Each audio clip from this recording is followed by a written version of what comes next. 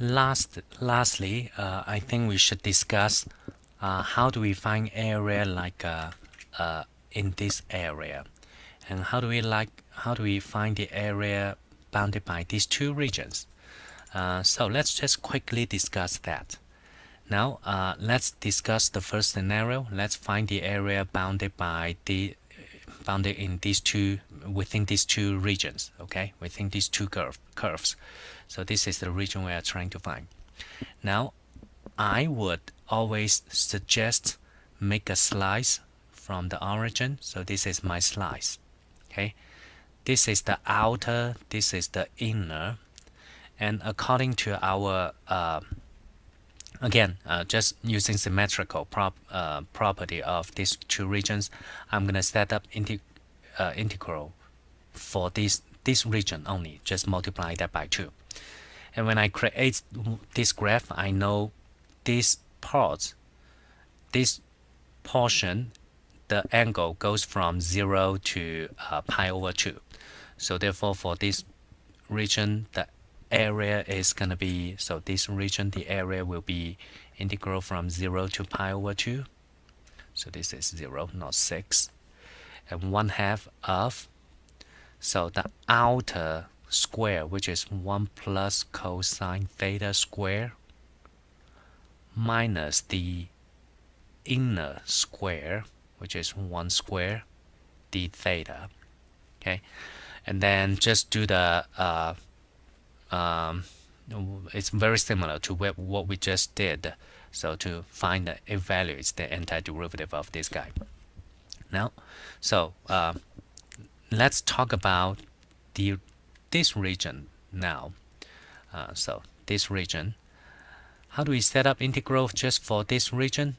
Again, make a slice. I'm gonna make a slice, and this is your outer, this is your inner.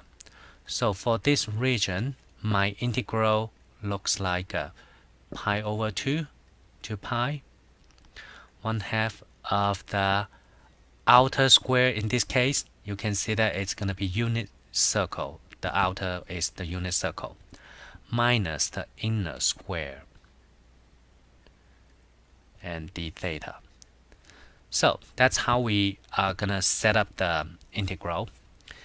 And in some of other problems, you may have to first solve an equation. For instance, in this example,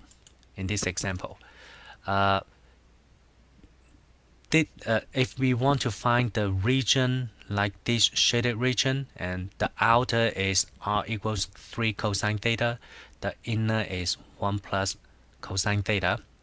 And first of all, make a slice, right? So this blue line is the slice. And you need to decide angle from where to where. For this little shaded region, you know it's from 0. But what about when at this point, the intersection right here?